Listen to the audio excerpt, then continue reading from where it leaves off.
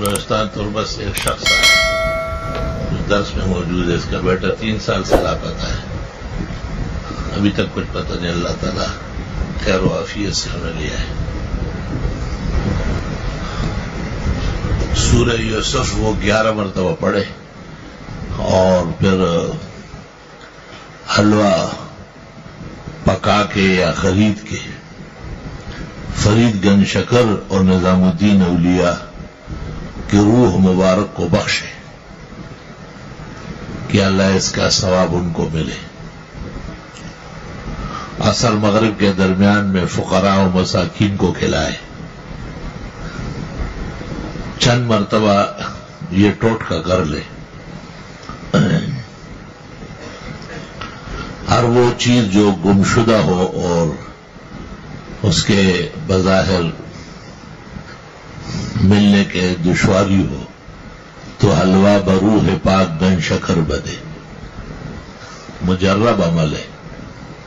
11 مرتبہ سورۃ یوسف پڑھتے، یوسف علیہ السلام بھی خیر و عافیت و سلطنت مصر اور نبوت تامہ کے ساتھ مل گئے تھے،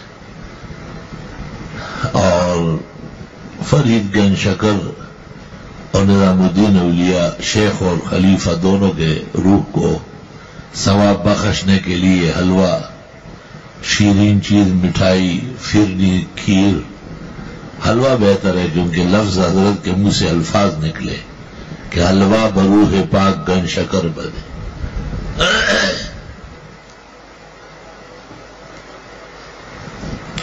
ہمارے ایک عزیز دوست تھے اور پولیس کے بہت بڑے افسر ہیں، تو اس نے فجر میں آ کے مجھے کہا کہ ایک شخص کو میں نے گرفتار کیا، جیل میں ڈالا، اب اس کی رہائی کا وقت آیا لیکن وہ آرڈر میرا نہیں مل رہا، مجھ سے پوچھا جا رہا ہے کہ اس کو بند کس کا قانون میں کیا ہے۔ اگر وہ آرڈر نہیں ملا، فائل نہیں ملا تو میری خیر نہیں۔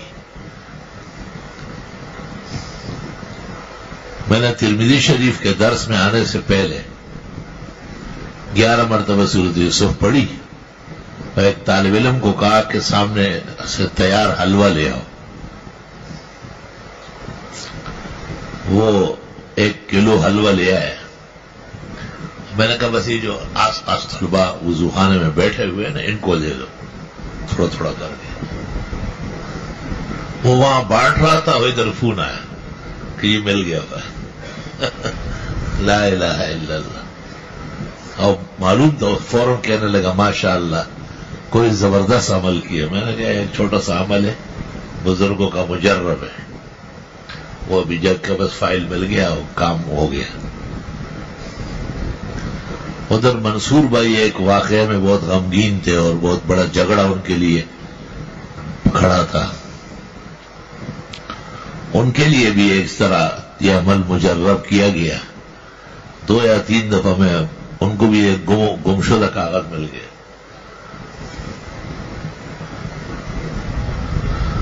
لا الہ الا اللہ۔ طلبہ کو بھی اجازت ہے جب اس طرح موقع ہو کہ کسی کی قیمتی چیز گم ہوئی ہو یا کارآمد چیز مل نہیں رہی ہو، تو آپ 11 مرتبہ سورۃ یوسف پڑھوائے، آرام تسلی سے، اجرت سے نہیں۔ اور حلوہ بہتر ہے، ورنہ کھیر، فرنی، مٹھائی، میٹھی چیز سے کام ہوگا۔